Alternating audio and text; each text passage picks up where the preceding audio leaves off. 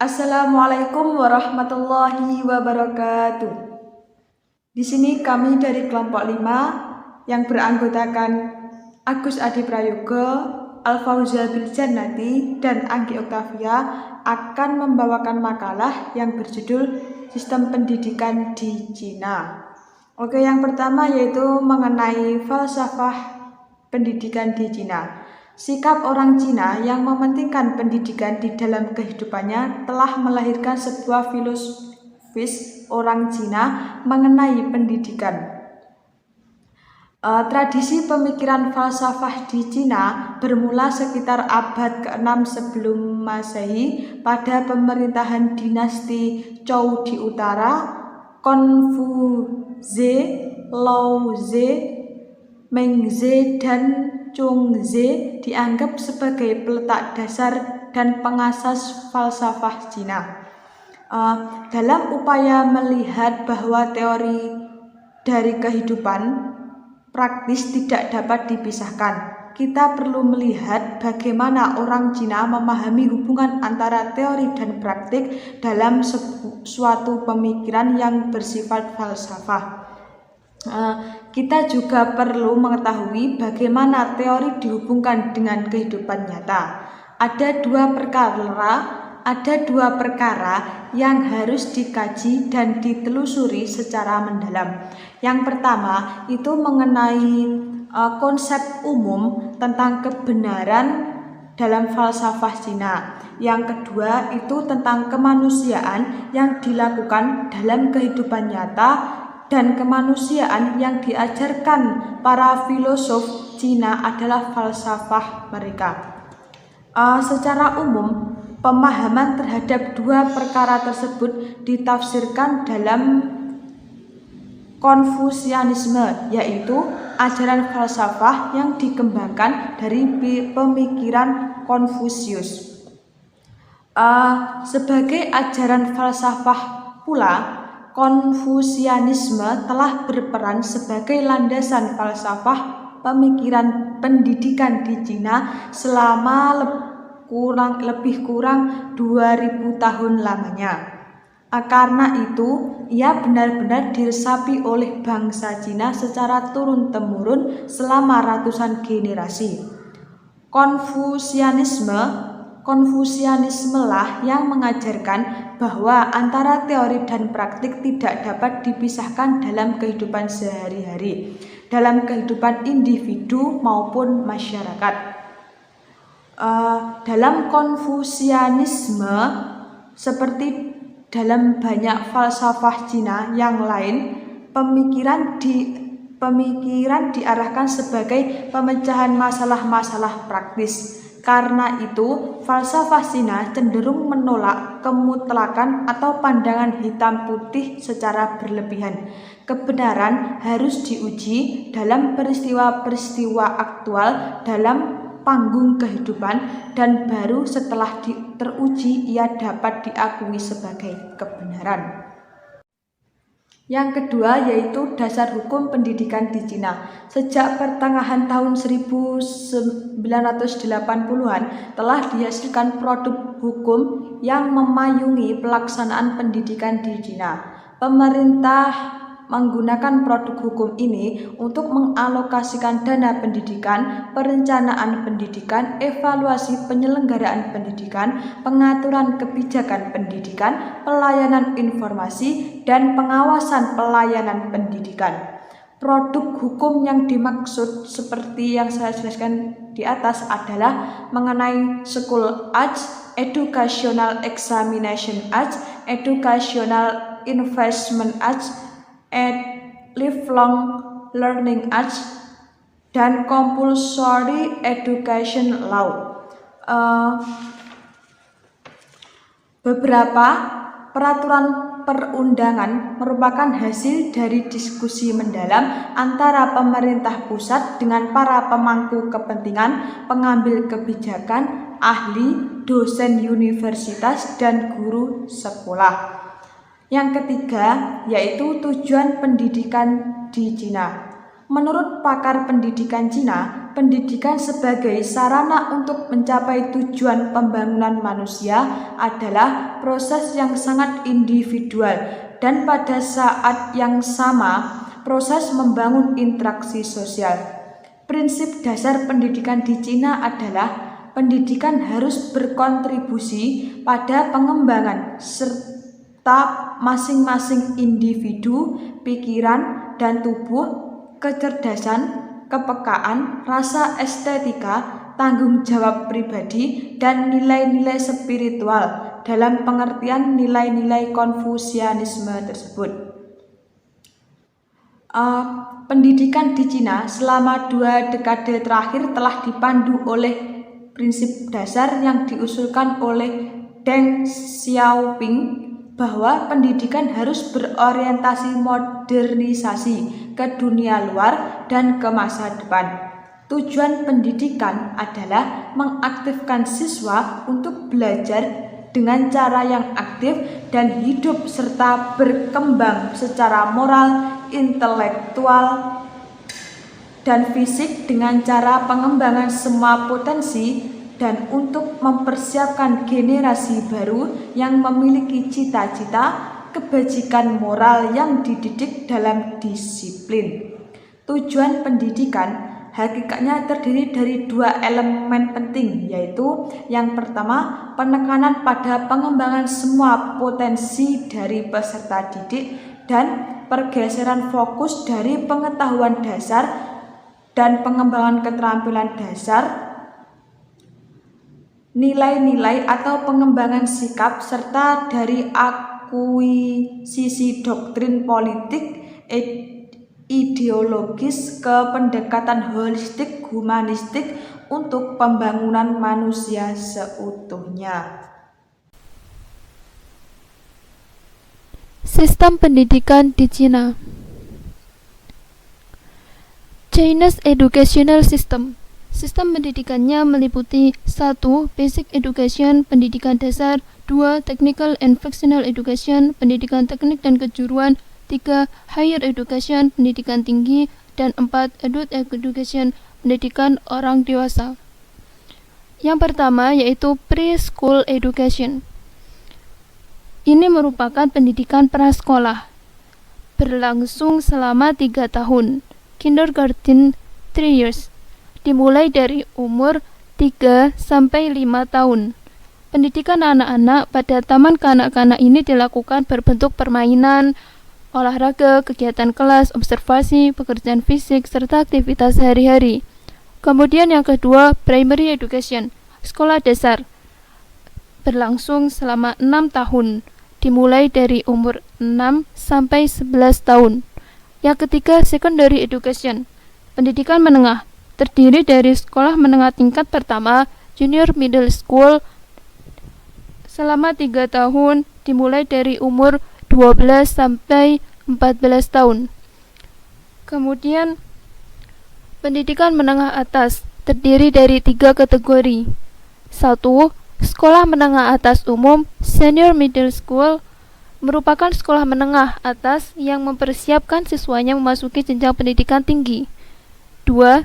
SMA spesialis atau teknik, Vocational High School, merupakan sekolah menengah atas yang mempersiapkan siswanya dengan keterampilan dan diklat khusus di bidang teknik yang siap terjun di dunia kerja. Lulusan sekolah ini diperbolehkan melanjutkan ke jenjang pendidikan yang lebih tinggi. Kemudian yang ketiga yaitu SMA vokasi atau profesional, Secondary Professional School, merupakan sekolah menengah atas yang mempersiapkan siswanya dengan keterampilan dan diklat khusus di bidang vokasi dan siap terjun di dunia kerja. Kemudian yang keempat yaitu Higher Education. Pendidikan tinggi Cina diklasifikasikan ke dalam beberapa kategori berbeda, di antaranya 1. Jenjang pertama terbagi menjadi Dazuan dan Benke. Dazuan adalah tingkatan D2 atau D3, pendidikan tinggi tipe vokasional yang ditujukan untuk memasuki pasar kerja. Benke adalah tingkat S1 atau D4, 2. Jenjang kedua disebut SWOSI, yaitu tingkatan pendidikan master S2 dapat diakses setelah lulus dari jenjang PNK. 3. Jenjang ketiga disebut POSI, yaitu pendidikan tinggi tingkat dokter S3.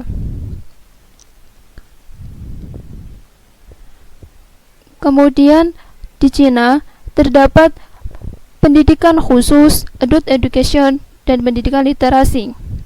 Yang pertama, pendidikan khusus. Cina juga memiliki suatu sistem pendidikan khusus untuk anak-anak dengan kemampuan khusus. Anak-anak ini akan diarahkan untuk mencapai kemampuan standar minimum. 2. Adult education. Pendidikan orang dewasa. Tujuan mendasar dari pendidikan orang dewasa adalah untuk memungkinkan semua warga negara dengan kemampuan untuk hidup, bekerja, dan bekerja untuk mewujudkan pembangunan secara menyeluruh melalui pengembangan sumber daya pribadi mereka, meningkatkan pengetahuan dan keterampilan mereka, dan mengoptimalkan kepribadian mereka sesuai dengan kebutuhan yang berbeda dalam hidup, pekerjaan, dan belajar. Kemudian yang terakhir, pendidikan literasi. Cina mengembangkan pendidikan literasi dengan tujuan untuk memberantas buta huruf. Perlu diketahui pada survei PISA, Cina berada di puncak peringkat dengan kemampuan literasi sebesar 555 poin.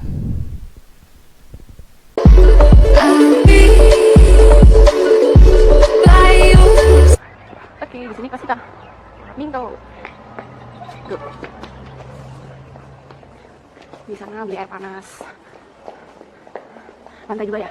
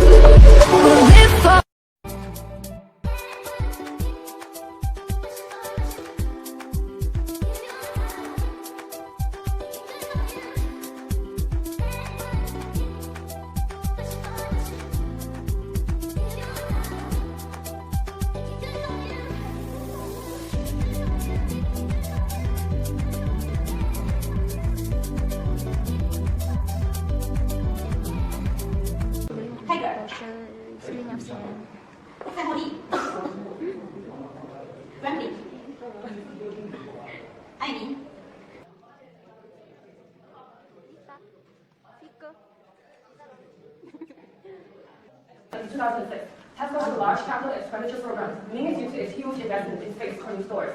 Since the expansion is aggressive, Tesco has little free cash or any other signs of serial acquisition. With an enterprise value of £23 billion, Tesco clearly has enormous firepower. Also, its product range is vast, and almost any acquisition can be justified, particularly in the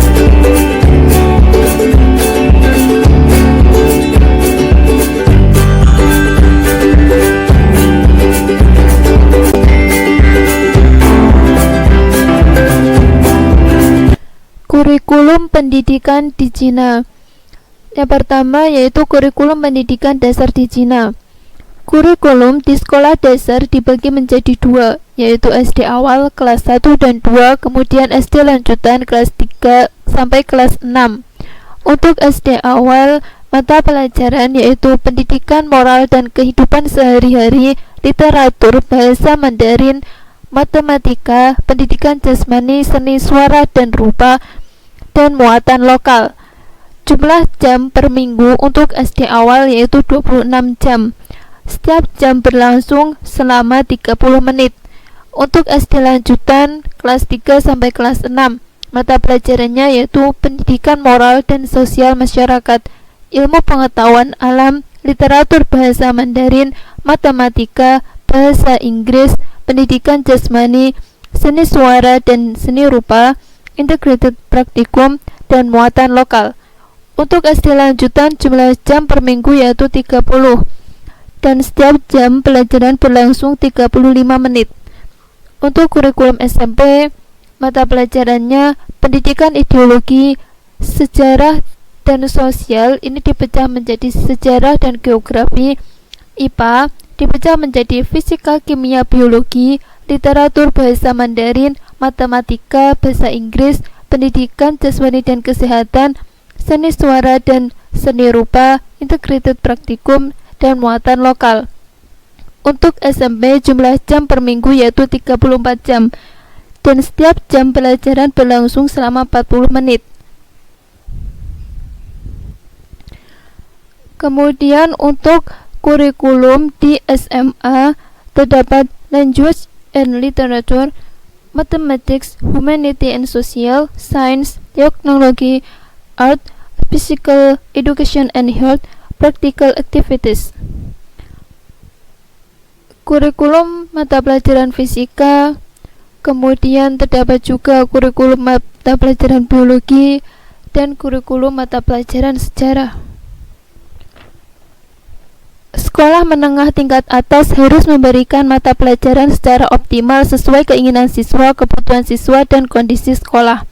Silabus untuk masing-masing mata pelajaran dikembangkan dan disusun oleh para ahli berdasarkan tuntutan kurikulum dan disetujui oleh Badan Pengajaran SD dan Menengah (SEDC), State Education Commission.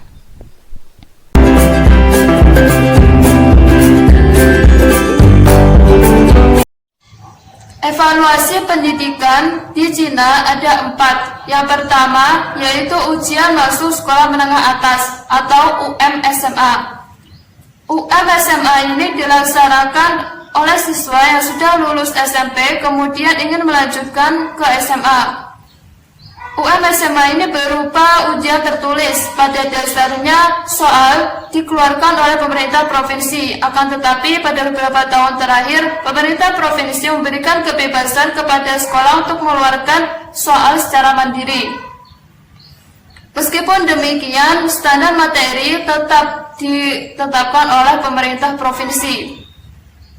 Pendaftaran UMSMA ini pada bulan Mei, kemudian pelaksanaannya yaitu pada bulan Juni atau Juli tergantung kebijakan sekolah. Kemudian hasil tes pun dikeluarkan sebulan setelah pelaksanaan ujian, itu juga tergantung kebijakan sekolah. Mata pelajaran yang diujikan yaitu matematika, sastra, bahasa Inggris, olahraga, kimia, fisika. Berikut tabel sekolah beserta nilai yang harus diraih oleh siswa. Jadi, siswa harus meraih nilai tersebut agar bisa masuk ke SMA. Evaluasi pendidikan yang kedua yaitu ujian akhir sekolah. Ujian akhir sekolah ini berupa ujian tertulis,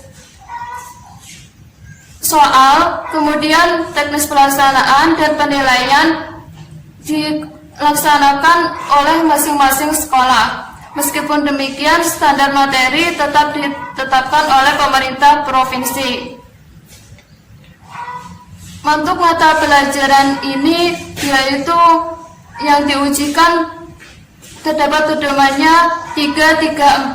Artinya 3 itu untuk mata pelajaran wajib seperti matematika, sastra, dan Inggris. Kemudian 3 lagi itu merupakan mata pelajaran pilihan IPA, IPS. Dan 4 itu mata pelajaran penelitian eksperimental. Pada awal tahun 1980-an, acap kali siswa merasa terbebani dengan adanya ujian akhir sekolah tersebut. Karena ujian akhir sekolah tersebut dilaksanakan waktunya berdekatan dengan ujian masuk perguruan tinggi Cina. Dan kedua ujian tersebut memiliki materi yang berbeda. Pada tahun 1990-an, revolusi PTC mengeluarkan kebijakan bahwa untuk soal ujian akhir sekolah ini lebih dimudahkan supaya siswa tidak merasa terbebani. Kemudian evaluasi pendidikan yang ketiga yaitu ujian masuk perguruan tinggi Cina atau UMPTC. Soal ini berupa ujian tertulis. UMPTC ini merupakan satu-satunya jalan untuk bisa masuk ke perguruan tinggi. Untuk soal kemudian teknis pelaksanaan penilaian ini dilaksanakan oleh pemerintah karena ini merupakan cara yang dianggap adil. Berikut 10 universitas pada tahun 2011 yang merupakan universitas terbaik. Evaluasi pendidikan yang keempat yaitu ujian masuk pasca sarjana Cina atau UMPSC. UMPSC ini dilaksanakan setelah lulus S1 kemudian ingin melanjutkan S2, Master atau S3 dokter. Mata pelajaran yang diujikan yaitu bahasa Inggris, ilmu politik, dan tes pengetahuan makro dan mikro sesuai dengan jurusannya. Untuk mahasiswa asing tidak mengikuti UMPSC dalam memasuki S2 atau S3 ini, tetapi melaksanakan ujian bahasa Mandarin, wawancara, dan memiliki surat rekomendasi dari instansi terkait. Pedoman yang harus diperhatikan dalam memasuki UMPSC ini yaitu memilih universitas sesuai jurusan yang diinginkan, memilih jurusan sesuai dengan bakat dan minat, memilih jurusan sesuai dengan kebutuhan kerja dan pasar, dan memilih jurusan menurut tingkat keberhasilan UMPSC.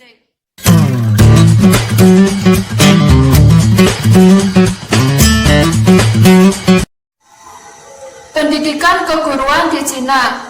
Pendidikan guru di Cina dibagi menjadi dua bagian, yaitu pendidikan pre-service education dan pendidikan in-service training. Yang pertama yaitu pendidikan pre-service education, merupakan pelatihan yang diwajibkan oleh pemerintah Cina untuk proses pelatihan dan seleksi seorang guru. Berikut daftar universitas keguruan terbaik di Cina. Pendidikan pre-service education ini dilaksanakan di perguruan tinggi atau institusi selama 3-4 tahun sesuai dengan jurusannya.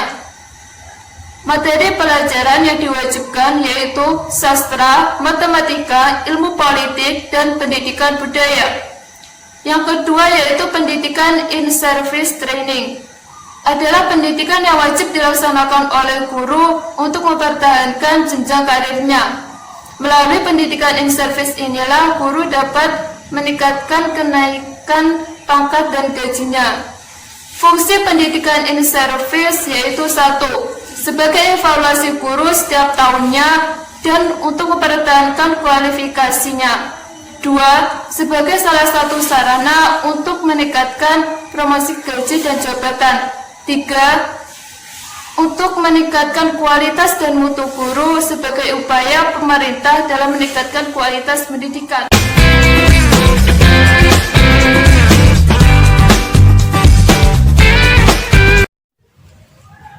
Sistem pendanaan pendidikan di Cina.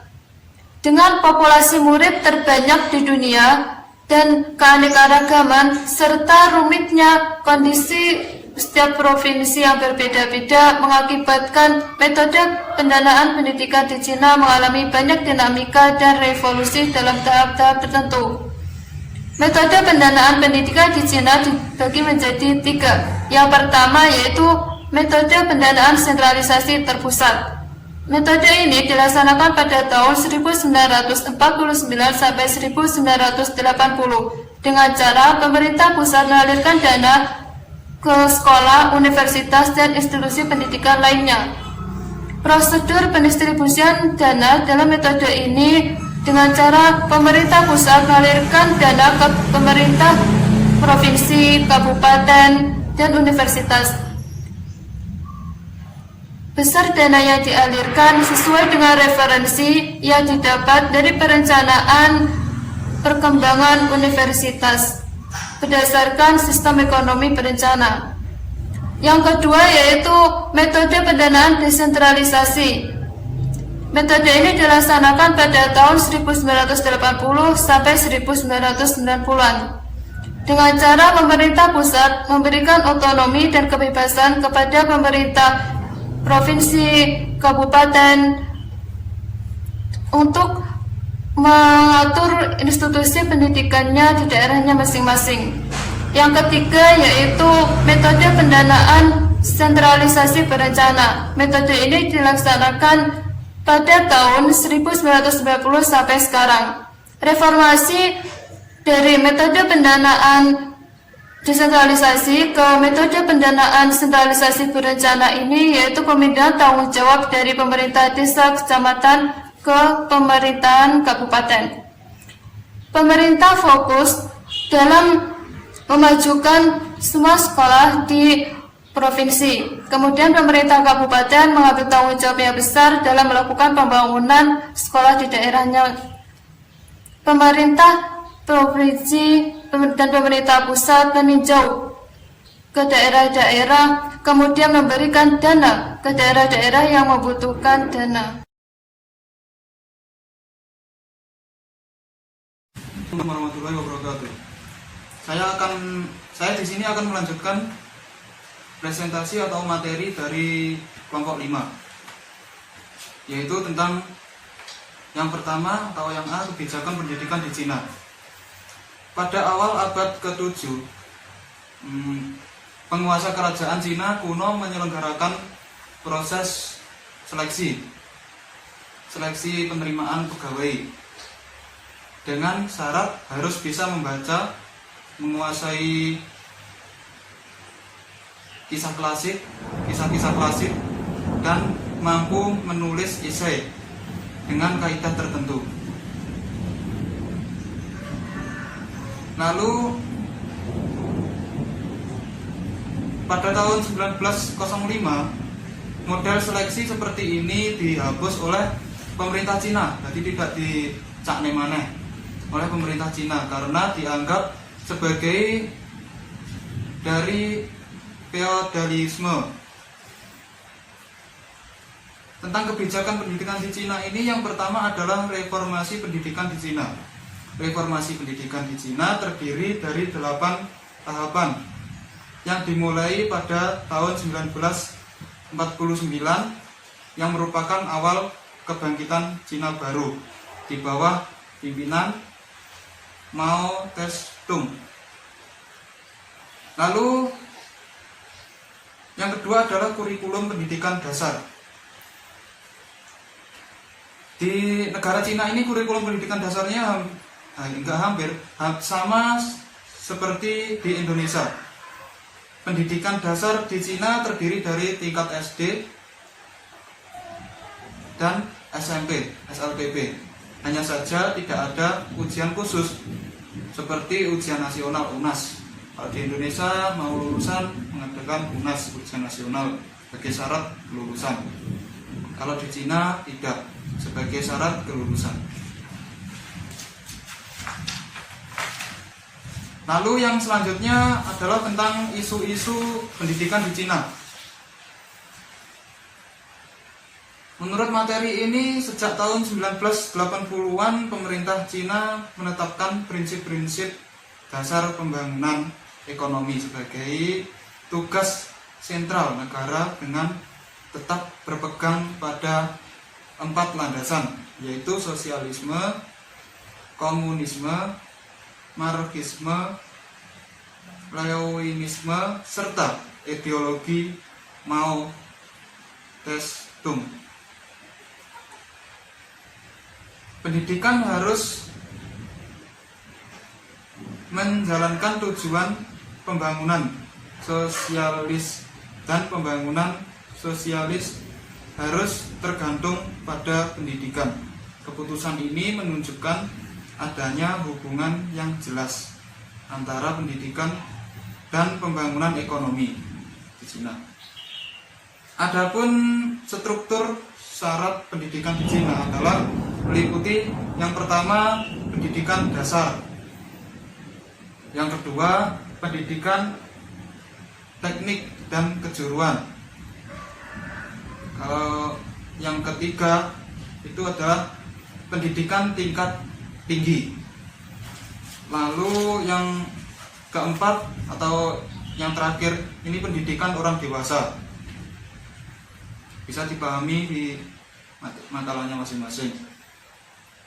Lalu yang C adalah perbandingan pendidikan di Cina. Perbandingan pendidikan di Cina tentang manajemen pendidikan di Cina ialah tersentralisis mulai dari level pusat provinsi, kota madya, kabupaten, dan termasuk daerah otonomi setingkat kota madya. Mungkin kalian semua sudah memahami tentang kota madya, sudah pernah dibahas di waktu SMA. Kota madya adalah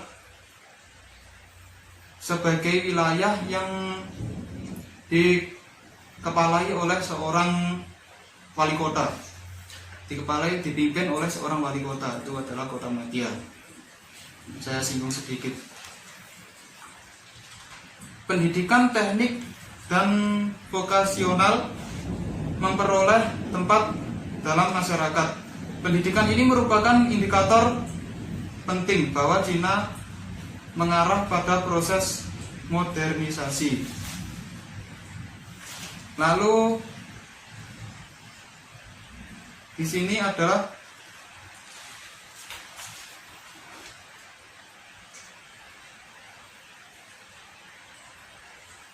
jenjang pendidikan. Jenjang pendidikan di Cina ada pertama pendidikan dasar, pendidikan menengah, pendidikan khusus, pendidikan tinggi, lalu kurikulum. Kurikulum pada pendidikan di Cina ini adalah reformasi yang dilakukan Cina di dunia pendidikan secara langsung, mengubah kurikulum sekolah di mana ditekankan pada pengembangan potensi yang dimiliki siswa. Kurikulum diarahkan untuk memfasilitasi potensi yang dimiliki siswa agar berkembang optimal di Cina. Lalu tenaga pengajar. Sistem pendidikan Cina lebih terbuka. Guru dikelompokkan berdasarkan kualitas siswa, bebas mengevaluasi kualitas guru secara objektif, mulai dari guru berkompetensi sampai guru yang tidak kualifikat. Lalu pendekatan pembelajaran. Pendekatan pembelajaran di Cina menekankan pada penguasaan materi. Jadi pendekatan pembelajaran di Cina itu menekankan pada penguasaan materi yang dikuasai oleh pembimbing atau guru. Siswa tidak dituntut untuk terlalu menghafal konsep materi, namun siswa diajarkan dan diarahkan untuk memahami dan mengalami suatu hal yang sedang dipelajarinya. Ya, cukup sekian presentasi dari kelompok 5.